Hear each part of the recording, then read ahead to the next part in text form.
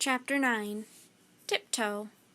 Jack and Annie crouched in the tall grass. There was a big lion, 3 lionesses, and a bunch of cubs. "I think they're sleeping," whispered Annie.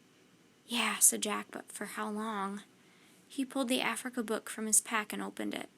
He found a picture of lions sleeping under a tree.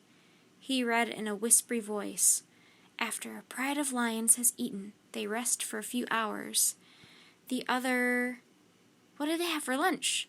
Annie broke in. "Don't ask," said Jack. He kept reading. Sensing that the lions are not hunting at that moment, the other animals graze nearby. "If they can graze, then we're safe," said Annie. She started to stand. "Wait!" Jack pulled her down. "Not so fast." He peered around. The words in the book seemed true.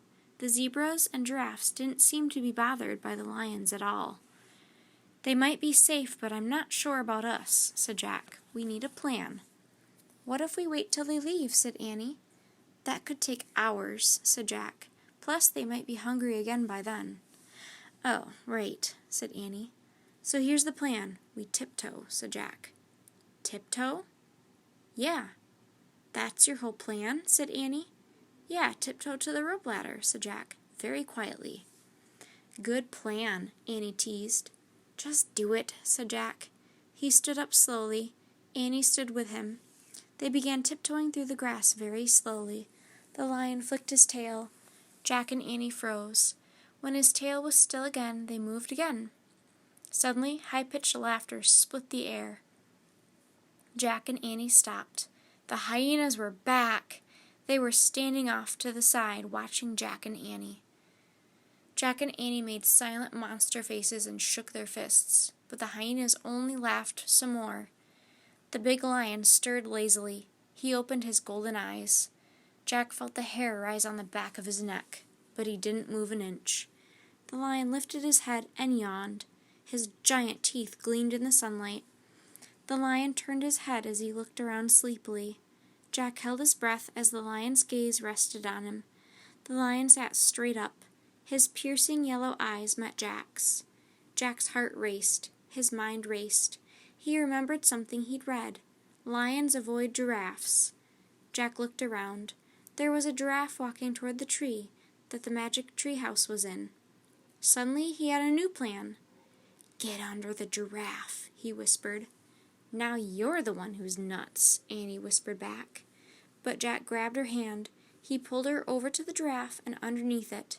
The giraffe's legs were so long, Jack and Annie could barely stand up under it.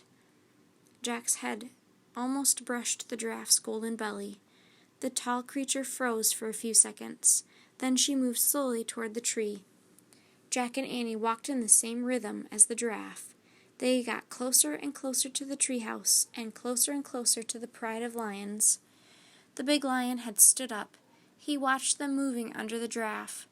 When the rope ladder was just a few feet away, Jack and Annie dashed out from under the giraffe to the rope ladder. Annie scrambled up first. Jack followed right behind her. As they climbed, the lion growled and leaped at the ladder. The hyenas laughed. Jack climbed faster than he'd ever climbed. He leaped after Annie into the treehouse. Annie had already unrolled the scroll. The riddle was gone. In its place was one shimmering word, honey. Jack grabbed the Pennsylvania book. He opened it and found the picture of the Frog Creek woods. "I wish we could go there," he said. Just then, the giraffe stuck her head through the window. "Bye, honey," said Annie, and she kissed the giraffe on the nose.